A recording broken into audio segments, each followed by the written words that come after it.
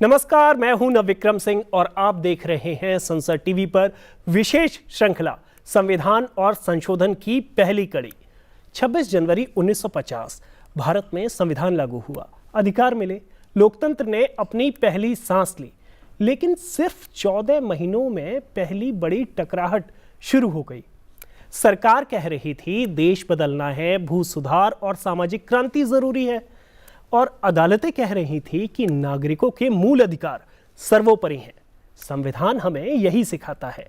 इसी टकराव ने जन्म दिया आजाद भारत के इतिहास के महत्वपूर्ण निर्णायक बदलाव को, संविधान के पहले संशोधन को। अब सवाल यह है कि बदलाव क्या थे, इन पर हम चर्चा करेंगे। हमारे साथ दो खास मेहमान मौजूद हैं। हमारे साथ मौजूद हैं दिल्ली विश्वविद्यालय के राजनीति विज्ञान के प्रोफेसर सुनील के चौधरी साहब। सर, स्वागत है आपका संसद टीवी में। साथ ही हमारे साथ मौजूद हैं एडवोकेट भारत चुग जी, जो कि पूर्व जज भी रहे हैं। आप दोनों मेहमानों का स्वागत है। चर्चा से पहले आपको बता दें कि इस विधेयक का मकसद संविधान के अनुच्छेद 15, 19, 85, 87, 174, 176, 341, 342, 372 और 376 में संशोधन करना और संविधान में नए अनुच्छेद 31 का, 31 खा और 9वीं सूची को अंतः स्थापित करना था। सदन में 18 मई को स्वीकार किए गए प्रस्ताव के मुताबिक ये विधेयक भेजा गया प्रवर समिति को।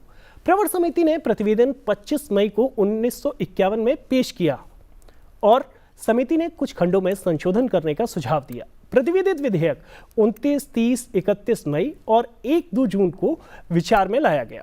कुछ संशोधनों के बाद यह विधेयक 2 जून 1951 को पारित कर दिया गया। तो हम अपने मेहमानों से यही समझेंगे। सबसे पहले प्रोफेसर साहब, आपसे ही समझना चाहूँगा, करीब 14-15 महीने ही हुए थे, ऐसे में लैंड रिफॉर्म्स की ऐसी क्या ज़रूरत पड़ी जिसमें कि हमको अपने संविधान में संशोधन करना पड़ा? देखिए, जब संविधान निर्माताओं ने संविधान बनाया था तो इस चीज़ को पुरजोर तरीके से स्थापित भी कर दिया था कि संविधान जो है ये एक लिविंग डॉक्यूमेंट है, ये एक ज्वलंत ऐसा अभिलेख है जिसे जो सैक्रोसैंक्ट तो है, लेकिन समय और परिस्थितियों के अनुसार इसमें आवश्यक और अनुकूल परिवर्तन किए जा सकते हैं। तो इन 14 महीनों में जो बहुत मूलभूत जो विमर्श रहा वो था कि समाजवाद बनाम उदारवाद। आपने देखा होगा कि संविधान निर्माताओं में उदारवादी प्रवृत्ति के भी उसमें व्यक्ति सम्मिलित थे, समाजवादी प्रवृत्ति के भी सम्मिलित थे और गांधीवादी प्रवृत्ति के भी सम्मिलित थे। तो वास्तव में संविधान एक प्रकार का समन्वय प्रस्तुत करता है जिसमें तीनों मूलभूत विचारधाराओं का समन्वय भी देखा जाता है। तो समाजवाद भी है, उदारवाद भी है, गांधीवाद भी है। हमें ऐसा प्रतीत होता है कि जो पहला संविधान संशोधन हुआ 1951 जून में, उसमें जो सबसे मुख्य कारण रहा वो था समाजवाद और उदारवाद के मध्य एक प्रकार से विवाद कहें, विमर्श कहें। उदारवाद मूलतः नागरिक स्वतंत्रताओं पर फोकस करता है और समाजवाद सामुदायिक या सामूहिक अधिकारों पर बल देता है। तो इसको हम ऐसे भी कह सकते हैं एक संविधान विज्ञानकर्ता की तरफ से कि ये वास्तव में से भाग 3 जो मौलिक अधिकारों की बात करता है और भाग 4 जो राज्य के नीति निर्देशक तत्वों को फोकस करता है, उनके बीच में एक टकरार था। तो आपने देखोगे कि संविधान से पहले अगर हम देखें औपनिवेशिक शासन में जो भूमि सुधार था वो सबसे महत्वपूर्ण एक विषय था। और भूमि सुधार मतलब जमींदारी व्यवस्था थी। तो जमींदारी व्यवस्था को जो एक औपनिवेशिक काल की एक प्रक्रिया माना जाता था, उसको समापन करने के लिए संविधान ने एक ऐसी प्रक्रिया रखी थी कि समाजवाद के तहत हम उसको लेकर आ सकें। तो पहला जो संविधान संशोधन था वास्तव में वो मौलिक रूप से भूमि सुधार पर था, जो जमींदारी व्यवस्था के उन्मूलन पर आधारित था। वो कहीं ना कहीं उन भूमिहीन किसानों के अधिकारों की बात करता था और एक भूमि परिसीमन जिसको हम लैंड सीलिंग कहते हैं, इन तीनों पर आधारित था। तो क्या संविधान समाजवाद के प्रति ज़्यादा आकर्षित हो या व्यक्तिगत अधिकारों की तरफ ज़्यादा, व्यक्तिगत स्वतंत्रता? तो इन दोनों के बीच में एक जो विमर्श चला था उस विमर्श को दूर करने के लिए पहला संवैधानिक संशोधन हुआ, जो भूमि सुधार को पूर्ण रूप से समस्त भारतवर्ष में लागू करने का एक पहल था। बिल्कुल, जैसा कि भारत चुग जी सर ने कहा कि एक नई पहल थी, लेकिन मैं आपसे समझना चाहूँगा कि क्या वजह थी देश में, किस तरीके से, जैसे मद्रास में सरकार रिफॉर्म लाना चाह रही थी, लैंड रिफॉर्म से जुड़े हुए ऐसे कुछ हमें केसेस के बारे में अगर आप समझा सकें और बता सकें कि ऐसी क्या ज़रूरत पड़ी कि 368 का इस्तेमाल करना पड़ा। अनुच्छेद 368 के तहत जो संविधान संशोधन की शक्ति है उसका इस्तेमाल महज 15 महीने में ही करना पड़ा। देखिए, प्रोफेसर साहब ने बड़ी अच्छी बात कही कि दो राइट्स जो थे या दो वैल्यूज़ जो थे वो एक दूसरे के कॉन्फ्लिक्ट में आए। एक कॉन्स्टिट्यूशन ने राइट दिया कि एक फंडामेंटल राइट है राइट टू प्रॉपर्टी, किसी की भी प्रॉपर्टी, किसी की भी संपत्ति उससे नहीं ली जा सकती, ये एक फंडामेंटल राइट था। और साथ ही साथ एक directive principle of state policy भी था जो फंडामेंटल है हमारे देश की गवर्नेंस को लेके, बट एनफोर्सेबल नहीं होता, जहाँ पे ये भी स्टेट के सामने एक ऑब्जेक्टिव था कि हम जो इनइक्वालिटीज़ हैं इनकम की, वेल्थ की, उसको हम मिनिमाइज करेंगे, हम रीडिस्ट्रीब्यूट करेंगे प्रॉपर्टी। हम ये नहीं सिर्फ हमने वोट दे दिया संविधान के बाद हर किसी को 1 मैन 1 वोट, वो अपने आप में सफिशिएंट नहीं है। हम एक सोशल और इकोनॉमिक रेवोल्यूशन भी लाना है जहाँ पे आर्थिक न्याय हमें देना है, हमें सामाजिक न्याय देना है। तो डायरेक्टिव प्रिंसिपल्स भी थे कॉन्स्टिट्यूशन में जो ये कहते थे कि आप कॉन्सेंट्रेशन ऑफ वेल्थ नहीं होने देंगे, जो कि हिस्टोरिकल रियलिटी थी हमारे मुल्क में कि कुछ एक क्लासेस में सारा लैंड, सारी वेल्थ, सारा पैसा कॉन्सेंट्रेटेड था, जो कि बेसिकली ब्रिटिशर्स के इंटरमीडिएरी थे जी। तो उन्होंने ये दो वैल्यूज कॉन्फ्लिक्ट में आ गए। तो कोर्ट्स ने नॉर्मली जो टिल्ट किया इनिशियली, तमाम हाई कोर्ट्स ने, क्योंकि बहुत सारे स्टेट लॉज पास हुए, यूपी का एक जिम्मेदारी ऑब्जर्वेशन अलग था, अलग कानून बाकी स्टेट्स में भी पास हुए, तो नॉर्मली जो हाई कोर्ट्स थी इन सभी स्टेट्स की, उन्होंने शुरू में ये व्यू लिया कि क्योंकि राइट टू प्रॉपर्टी एक फंडामेंटल राइट है तो वो एक सुपीरियर लेवल पे है देन द डायरेक्टिव प्रिंसिपल। हमारी स्टेट की और गवर्नमेंट की एक ऑब्लिगेशन है कि हमें मिनिमाइज करनी है कॉन्सेंट्रेशन ऑफ वेल्थ, बट वो एक एनफोर्सेबल राइट नहीं है। डीपीएसपी को उस स्टेज पे या उस एलिवेटेड लेवल पे नहीं रखा इनिशियली कोर्ट्स ने। उन्होंने कहा कोई भी ऐसा कानून जो सरकार पास करती है जिससे वो लैंड को रीडिस्ट्रीब्यूट करती है, जैसे प्रोफेसर साहब ने कहा सीलिंग लगा देती है कि आप इससे ज़्यादा लैंड रख ही नहीं सकते, इससे ज़्यादा होगा तो सरकार उसको वापस ले लेगी और रीडिस्ट्रीब्यूट कर देगी। तो वो सारी बातें फिर टेस्ट होने लगी और कोर्ट ने कहा कि ठीक बात है, आपने डायरेक्टिव प्रिंसिपल को एनफोर्स करने के लिए, इकोनॉमिक जस्टिस करने के लिए लैंड आप ले रहे हैं, बट फिर भी आप इस फंडामेंटल राइट को नहीं कर सकते। फंडामेंटल राइट का जहां भी वायलेशन होगा, चाहे वो कानून से हो, चाहे वो संविधान के संशोधन से हो, उसको हम अनकॉन्स्टिट्यूशनल डिक्लेयर करने की पावर रखते हैं। कोर्ट्स के पास जुडिशियल रिव्यू की पावर्स है।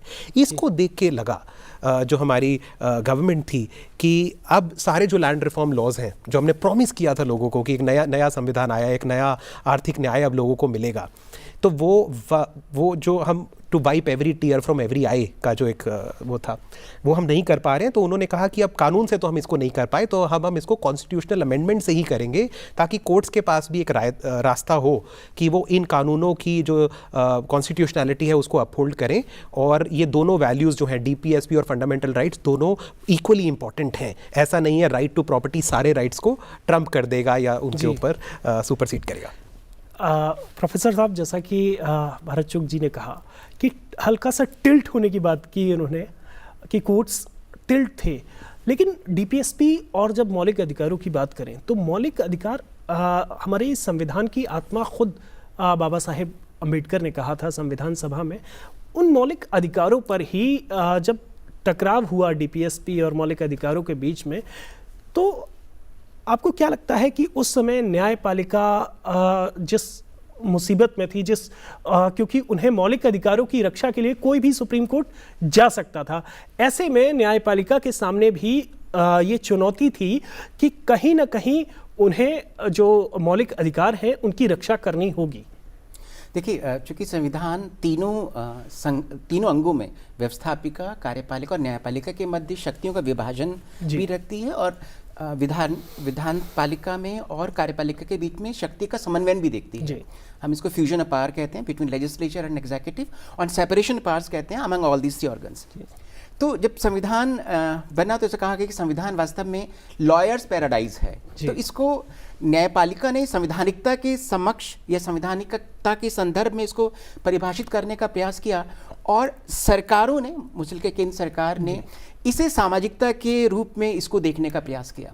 तो जैसा कि भरत जी ने कहा कि जो एक्चुअली जो सबसे इम्पोर्टेंट जो केस उभर कर आया वो शायद 1951 में ही जो कामेश्वर प्रसाद सिंह वर्सेस स्टेट निकल कर आया। जी। तो कामेश्वर प्रसाद सिंह जी चूंकि एक जमींदार थे, उनकी भूमि को अधिकृत किया सरकार ने, क्योंकि अनुच्छेद 19(1)(f) में और अनुच्छेद 31 में संपत्ति का एक प्रोविजन है कि आप acquire, hold and dispose of property कर सकते हैं। तो उन्होंने कहा कि ये मेरी संपत्ति का अधिकार है, और सरकार ने उस संपत्ति को भूमि सुधार अधिनियम के अंतर्गत राज्यों को लेने के लिए कहा कि जो अतिरिक्त संपत्ति है, क्योंकि हमें जमींदारी व्यवस्था को खत्म करना है और अतिरिक्त संपत्ति को एक निश्चित सीमा से अधिक संपत्ति अर्जित करने वाले व्यक्तियों की संपत्ति लेकर भूमिहीन किसानों में वितरित करना है। तो ये एक समाजवाद का परिलक्षण था जो सरकारी नीतियों में था। तो उस संदर्भ में जब केस आया तो न्यायपालिका ने तो यही कहा कि भाई जो आपने इनकी भूमि ली है, ये भूमि उनकी संपत्ति का हनन है, तो ये भूमि आप उन्हें वापस कर दीजिएगा। सरकार ने कहा कि हमने जो भूमि ली है ये वास्तव में हमने कल्याणकारी राज्य के उस मूल आदर्श को पूरा करने के लिए किया जिसको हम समाजवाद कहते हैं। तो ये समाजवाद उदारवाद का ही जो एक तरीके से हम कहें कि संघर्ष रहा, इसमें न्यायपालिका ने उस संपत्ति के अधिकार को ही रक्षित करने का प्रयास किया और राज्यों ने, सरकारों ने उसको समाजवाद की उस प्रिंसिपल को सुरक्षित करने का प्रयास किया। तो ये जो फर्स्ट संविधान जो संशोधन आया वो इसी रूप में आया कि सरकार किसी भी व्यक्ति की संपत्ति को जो उससे अधिक है, सीमा से अधिक है, उसको अधिकृत कर सकती है केवल कल्याणकारी राज्य के लिए, समाजवाद के लिए। तो ताकि जो सोशल जस्टिस है, इकोनॉमिक जस्टिस है, उसको इंश्योर किया जा सके। जी बिल्कुल। भारत जी, आप से समझना चाहेंगे कि इसके अलावा अभिव्यक्ति की स्वतंत्रता को लेकर भी चिंता जताई गई और संशोधन में ये प्रावधान किए गए कि उसे सीमित किया जा सके कुछ हद तक, कि एकदम एब्सोल्यूट जो स्वतंत्रता है उसे परिभाषित किया गया एक तरह से। तो इसकी कैसे आप ज़रूरत देखते हैं, उस दौर में क्या था और किन नियमों के तहत ये किया गया? सो इसकी जो पृष्ठभूमि थी वो ये थी कि we had newly become independent, तो बहुत सारे क्राइसिस से देश जूझ रहा था। हमारी एक विजन थी बट बहुत चैलेंजेस भी उस समय हमारे पास थे। एक रेफ्यूजी क्राइसिस था, इतना इन्फ्लक्स था और इतना आउटफ्लक्स था नेशन में। अलग अलग लेवल पे इतने डाइवर्स नेशन को साथ रख पाना वो भी एक अपने आप में चैलेंज था। कुछ ऐसी टेंडेंसीज थी लोगों में कि इस देश को, और बहुत लोगों ने उस समय कहा गया था कि ये भारत जो है वो एक देश की तरह सस्टेन नहीं कर पाएगा बहुत समय तक। और उस समय के अगर आप कॉन्स्टिट्यूशंस देखें तो 16-17 साल एवरेज एक कॉन्स्टिट्यूशन की एज है, उससे ज़्यादा वो सस्टेन नहीं कर पाया इन अ डेमोक्रेटिक सेटअप। तो बहुत लोगों ने ये बात बोली थी। तो उस समय जब कॉन्स्टिट्यूशन आया तो बहुत एक डिबेट थी कि हम स्पीच, जो फ्री स्पीच के कानून हैं, इनको एब्सोल्यूट बना दें, जैसे कि यूएस का कॉन्स्टिट्यूशन कहता है कि कोई रिस्ट्रिक्शंस नॉर्मली नहीं है, या हम इस पे रिस्ट्रिक्शन रखें। तो कॉन्स्टिट्यूशन ने एक कॉम्प्रोमाइज़ उस समय किया कि हम राइट टू फ्री स्पीच देंगे, अभिव्यक्ति की स्वतंत्रता देंगे, उस पर कुछ रिस्ट्रिक्शंस लगाएंगे। बट ये रियलाइज़ किया फर्स्ट अमेंडमेंट के टाइम सरकार ने कि वो जो रिस्ट्रिक्शंस थे वो अपने आप में सफिशिएंट नहीं थे। तो आप फ्री स्पीच को रोक सकते थे, मैं उदाहरण के रूप में आपको बताता हूँ कि आप वल्गैरिटी के ग्राउंड पे फ्री स्पीच को रिस्ट्रेन कर सकते थे, बट पब्लिक ऑर्डर के ग्राउंड पे आप नहीं कर सकते थे।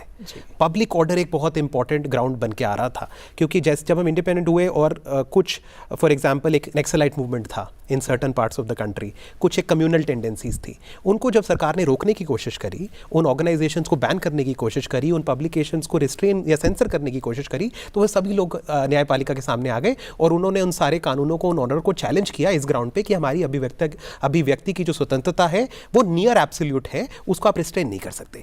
तो फिर रियलाइज किया लेजिस्लेचर ने कि ये थोड़ा सा एक गैप कहीं ना कहीं हमें दिख रहा है, क्योंकि अगर if we give a complete freedom of speech तो देश को एक साथ रखना, फ्रेटर्निटी के साथ, यूनिटी के साथ बहुत मुश्किल हमारे लिए हो जाएगा। तो उन्होंने 4-5 ग्राउंड्स इंट्रोड्यूस किए जिसके बेसिस पे फ्री स्पीच को और स्पीच को रिस्ट्रेन किया जा सकता है। पब्लिक ऑर्डर उसमें एक ग्राउंड था, इंसाइटमेंट टू ऑफेंस एक ग्राउंड था कि अगर आप कोई ऑफेंस ही करना चाहते हैं, कोई राइटिंग है, कोई वायलेंस आप कर रहे हैं, तो वो सारे ग्राउंड्स पे अब फ्री स्पीच को रोका जा सकता है। आपके पास अभिव्यक्ति की स्वतंत्रता है, बट आपको देश को बांट देने की या वायलेंट कोई रेवोल्यूशन करने की आपको स्वतंत्रता नहीं, और वो बात करने की भी स्वतंत्रता नहीं है। तो उन्होंने रियलाइज़ किया कि इसको थोड़ा रिस्ट्रेन करना पड़ेगा, कोई भी राइट एब्सोल्यूट नहीं हो सकता, रीजनेबली उसको रिस्ट्रेन करें। तो 19 सब आर्टिकल 2 में ऑफ द कॉन्स्टिट्यूशन उन्होंने सारे ग्राउंड्स रिस्ट्रिक्शंस डाले, और उसके बाद उनके लिए आसान हो गया कि अगर कोई एंटी नेशनल बात करता है या कोई इस तरह की बात करता है जो देश को बांटने की बात है, तो उसको रिस्ट्रेन किया जा सकता था रीजनेबल तरीके से। रिस्ट्रेन करने की बात की, लेकिन प्रोफेसर साहब कहीं ना कहीं अगर हम देखें तो राजद्रोह जैसे जो कानून थे जो कॉलोनियल दौर के, उन्हें एक तरह से दोबारा सशक्त करने की कोशिश की गई। अगर हम पहले संविधान संशोधन को बारीकी से देखें तो इस पर आपका क्या नज़रिया है? कहीं ना कहीं वो संवैधानिक मूल्यों के विरुद्ध था या फिर उस वक्त की ज़रूरत थी? देखिए, राज्य की सुरक्षा, राज्य की stability, security and stability of the state, ये बहुत महत्वपूर्ण थे। और सबसे इम्पॉर्टेंट उस वक्त था जब जो बाद में संवैधानिक संशोधन के तहत लेकर आया unity of state, unity and integrity of state. तो देखिए, स्वतंत्रता और स्वच्छंदता में एक बहुत बारीक अंतर होता है। तो जब संविधान निर्माताओं ने स्वतंत्रता के इस प्रावधान को उसमें सम्मिलित किया संविधान में, तो ये मूलतः यही मान के किया गया कि हमें उस कॉलोनियल माइंडसेट से, कॉलोनियल ऑर्डर से एक नए युग की ओर हमारा आगमन हो रहा है। तो उसमें समानता, स्वतंत्रता बहुत अभिन्न अधिकार माने जाते हैं। इन दो को ध्यान में रखकर जो संविधान में जो राइट टू फ्रीडम का जो अधिकार आया 19 से लेकर 21 तक, जिसमें 7 स्वतंत्रताओं का उसमें जिक्र किया गया। लेकिन उन स्वतंत्रता में जो एक कहीं ना कहीं देखा जाता है कि वो स्वतंत्रताएं ऐसे लग रही थी जैसे कि वो बहुत एब्सोल्यूट स्वतंत्रताएं हैं, एब्सोल्यूट फ्रीडम्स हैं। तो उसका, जैसे कि भारत जी ने कहा, कि कहीं ना कहीं दुरुपयोग भी हो रहा था, क्योंकि हम लोग उस कॉलोनियल से पोस्ट कॉलोनियल स्टेट की ओर अग्रसर हो रहे थे। तो उनको ध्यान में रखकर कि इन स्वतंत्रताओं का दुरुपयोग ना किया जाए, तो उसमें से 5 ऐसे कंडीशंस डाले गए, जिसमें से एक इम्पॉर्टेंट था stability of the state, security of the state, उसमें friend relations with other states, उसमें पब्लिक ऑर्डर, मोरालिटी, डिसेंसी, ये सब ऐसे प्रावधानों का उसमें समन्वय किया गया ताकि स्वतंत्रता को कहीं ना कहीं हम लोग कर्तव्यों के साथ भी जोड़ सके, कि हम स्वतंत्रता का जो प्रयोग है वो राज्य की सुरक्षा के विरुद्ध ना किया जा सके, पब्लिक ऑर्डर के खिलाफ ना किया जा सके। जो हमारा परिवार के अंदर, समाज के अंदर, राष्ट्र के अंदर एक समन्वय बना हुआ है, एक सोशल कोहिजन बना हुआ है, उसको डिस्टर्ब ना किया जाए। इन चीज़ों को ध्यान, और हमेशा ऐसा होता है जब भी कोई भी किसी भी प्रकार का कोई भी डॉक्यूमेंट आता है, तो जब तक वो पब्लिक डोमेन में नहीं आता है तब तक हम उन बारीकियों को, उन रियलिटीज़ को नहीं समझ पाते हैं। जैसा होता है ना कि जितना आप नज़दीक आते हैं, जितनी नज़दीकियाँ बढ़ती हैं, बारीकियाँ पता चलती हैं। तो संविधान जनता के समक्ष आया और बहुत सारे जब अनुभव हुए, तब संविधान सभा के द्वारा जो निर्मित संविधान था उसमें लगा कि इसमें कहाँ कहाँ संशोधन का स्कोप है, और उन संशोधनों का जो स्कोप था वो कहीं ना कहीं उन चेंजिंग रियलिटीज़ को ध्यान में रखकर किया गया। जी भारत जी, एक महत्वपूर्ण जो 9वीं अनुसूची को जोड़ना भी है, तो मैं समझना चाहूँगा कि इसे जोड़ने की क्या ज़रूरत पड़ी, इसे समाहित करने से क्या प्रभाव पड़े हमारे संविधान का जो मूल दस्तावेज है उस पर? देखिए, वो लैंड रिफॉर्म से रिलेटेड जो फर्स्ट अमेंडमेंट का जो क्वेश्चन था, उसमें अब लेजिस्लेचर ने रियलाइज़ किया कि हम जो भी कानून अब पास करते हैं इस पर्पज़ के लिए, उसको आर्टिकल 19(1)(f) जो राइट टू प्रॉपर्टी था उसके एनविल पे चैलेंज कर दिया जाता है।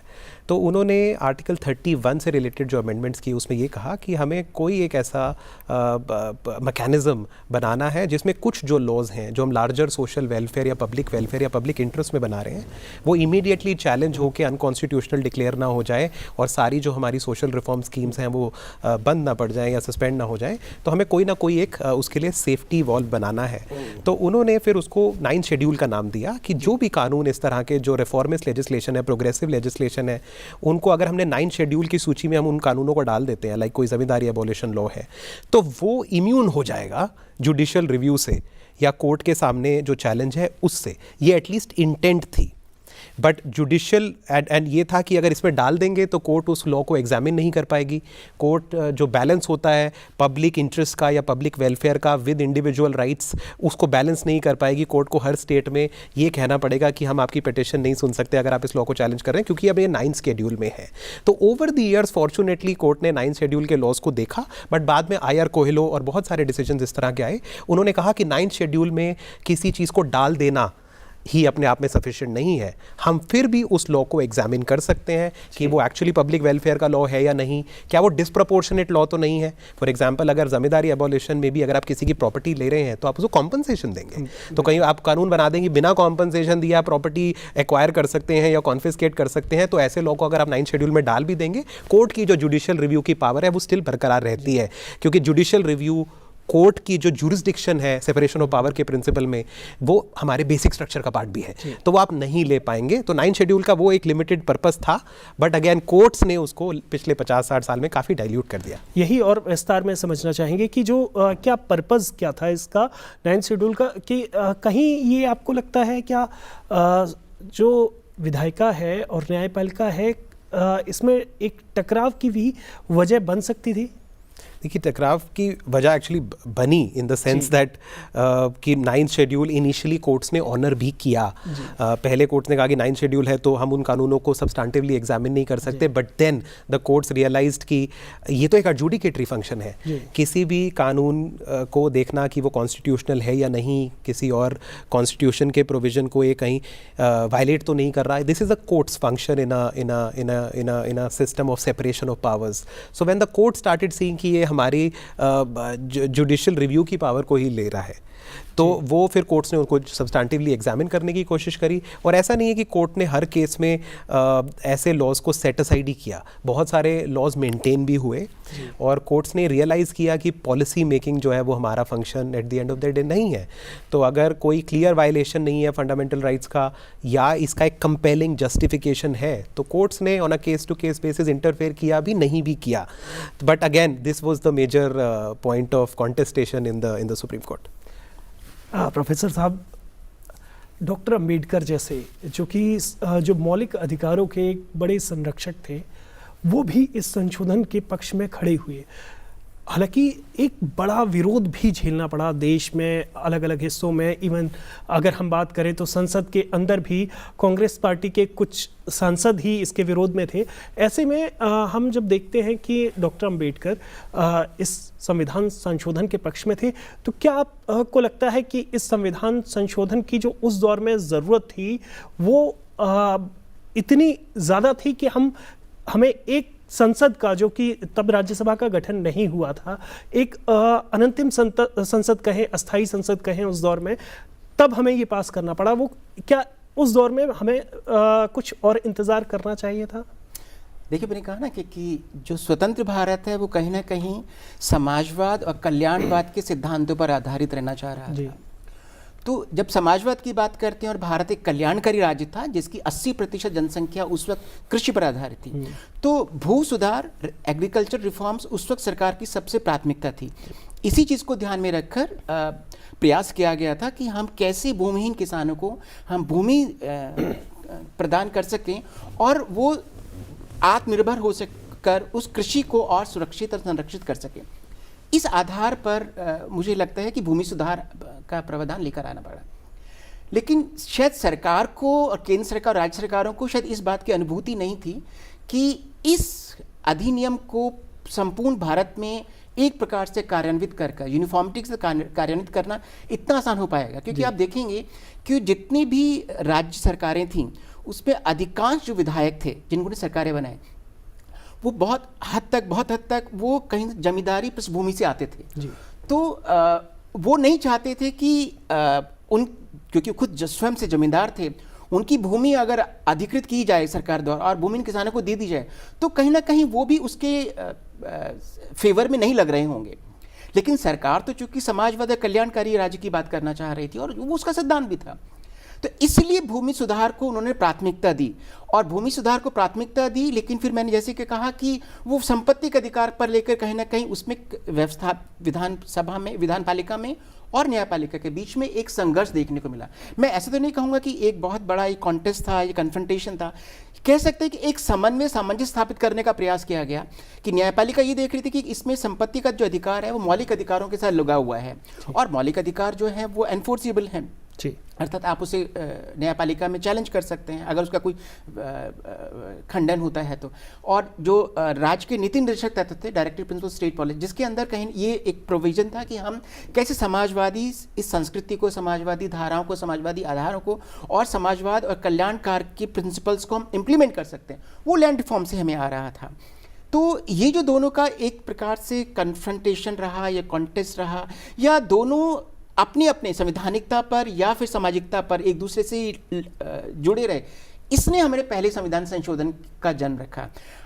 ऐसा हो सकता था कि अगर इसको सभी राज्यों की सरकारें इसको बहुत यूनिफॉर्मिटी के साथ इम्प्लीमेंट करती है, ये मानकर कि ये जो देश है ये वास्तव में देश समानता पर आधारित है। इस देश में सामाजिक और आर्थिक न्याय भी आवश्यक है। इस देश में असमानताओं का हमें खंडन भी करना है, असमानताएं दूर भी करनी है। तो अगर इस चीज़ को आधार मान के करते तो मुझे लगता है कि ये पहले संविधान संशोधन करने की आवश्यकता नहीं होती। जी, मैं एक पॉइंट अगर इसमें ऐड करना चाहूँ तो जी, अब जैसे अभिव्यक्ति स्वतंत्रता की जो बात थी, तो अब वैसे आज कहना कि और वेट किया जा सकता था या और कंसल्टेशंस हो सकते थे, थोड़ा ये हाइंडसाइट जो है वो 2020 होती है हमेशा, तो कहना आसान है।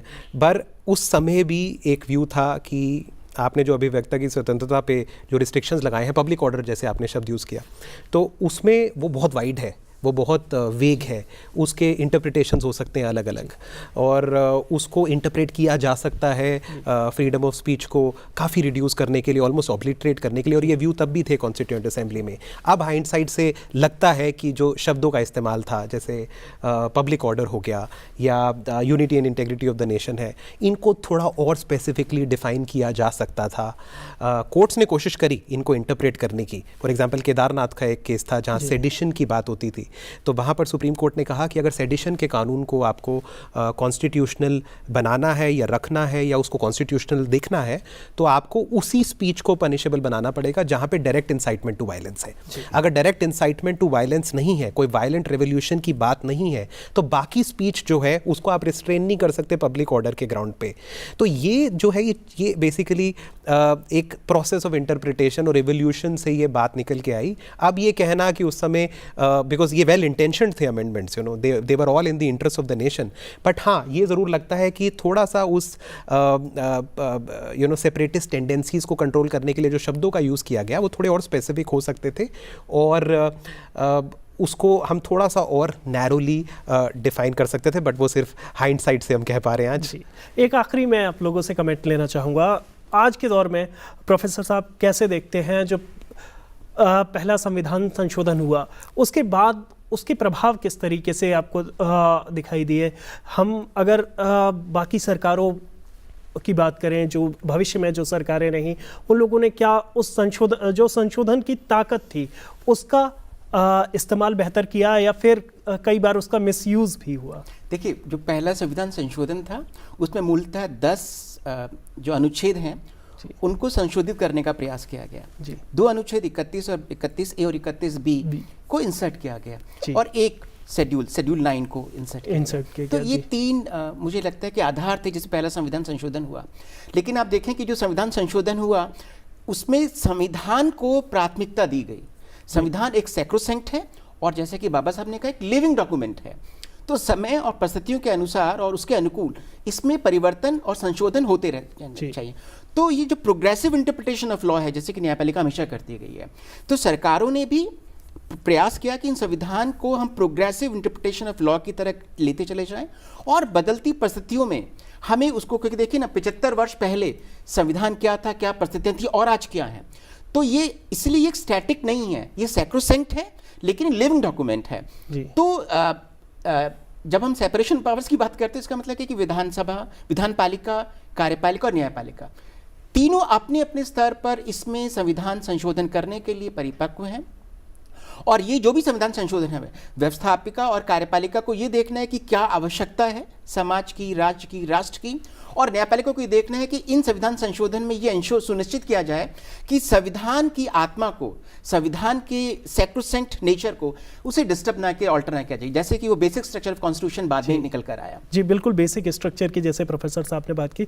एक आखिरी कमेंट देखें आपसे लेना चाहूँगा भारत जी, किस तरीके से आप देखते हैं जो पूरी यात्रा रही है, हमारी संवैधानिक यात्रा रही है, उसमें जो प्रथम संशोधन हुआ उसके क्या प्रभाव देखते हैं? देखिए, प्रथम संशोधन के 3 ब्रॉड पार्ट्स जैसे हमने देखे। एक तो लैंड रिफॉर्म का पार्ट था, बहुत ज़रूरी था सामाजिक न्याय के लिए। फ्री स्पीच का जो पार्ट था जिस पे रिस्ट्रिक्शन लगाए गए, उसमें मेरा पर्सनल व्यू ये है कि थोड़ा सा हम एक्सट्रीम चले गए उसको कंट्रोल करने के लिए, वाइड एक्सप्रेशंस आ गए। थर्ड पार्ट, एक जो वो बहुत इंपॉर्टेंट पार्ट था कि हमारा जो संविधान था वो शुरू से राइट टू इक्वालिटी देता है आर्टिकल 14 में। आर्टिकल 15 में कहता है कि आप डिस्क्रिमिनेट नहीं कर सकते कास्ट, रेस, सेक्स और इन सब ग्राउंड्स पे। तो ये इसे कहते हैं एक फॉर्मल इक्वालिटी थी। बट कॉन्स्टिट्यूशन ने एटलीस्ट जो टेक्स्ट था कॉन्स्टिट्यूशन का उस समय इमीडिएटली ये रिकॉग्नाइज नहीं करता था कि only equals can be treated equally, inequals को आपको इनइक्वली ट्रीट करना पड़ेगा। एक प्रोटेक्टिव डिस्क्रिमिनेशन नाम की भी कोई चीज़ है, एफर्मेटिव एक्शन की भी ज़रूरत है। हिस्टोरिकली हमारे समाज में कुछ ग्रुप्स ऐसे रहे हैं जो डिसएडवांटेज रहे हैं सोशली, एजुकेशनली, तो उनके लिए जो स्पेशल प्रोविजंस थे वो भी फर्स्ट अमेंडमेंट लेके आया था। तो आर्टिकल 15(4) जो था विच सेड कि स्पेशल प्रोविजंस बनाए जा सकते हैं for historically disadvantage, socially and educationally backward classes, तो वो एक इंपॉर्टेंट अमेंडमेंट था। तो ब्रॉडली अगर मैं देखूं तो एक इम्पॉर्टेंट अमेंडमेंट्स थे ये, और जहाँ तक कुछ जो क्रिटिक है अमेंडमेंट्स का, उसको काफ़ी हद तक कोर्ट्स ने भी interpretation, because ultimately constitution is a text, तो कोर्ट्स उसको कैसे इंटरप्रेट करते हैं keeping in mind the true spirit and the conscience of the constitution, तो वो कुछ इम्परफेक्शंस को कोर्ट ने भी आयरन आउट किया है और क्लैरिफाई किया हमारे लिए। तो मेरे लिए तो it has been it was a well intentioned amendment, but yes certain parts will have to keep on working, as professor said living constitution है, so it's always an endeavour to keep trying to do our best, so that's that. और बाबा साहब भी कहा करते थे कि संविधान अपने आप में अक्षर बुरा नहीं होता है, उसको कार्यान्वित करने वाले उसको अक्षर बुरा बनाते हैं। बिल्कुल, जैसा कि प्रोफेसर साहब ने कहा, और निश्चित तौर पर जैसा कि आपने कहा कि एक तरह से ऑर्गेनिक डॉक्यूमेंट है, जीवंत है हमारा संविधान, और समय के साथ इसमें बदलाव के, संशोधन के प्रावधान किए गए हैं। फिलहाल हमारी इस पहली कड़ी में इतना ही। आप हमारा ये कार्यक्रम संसद टीवी के यूट्यूब चैनल पर भी देख सकते हैं। मुझे और मेरे मेहमानों को दीजिए इजाज़त। आप देखते रहिए संसद टीवी। आप सभी का शुक्रिया।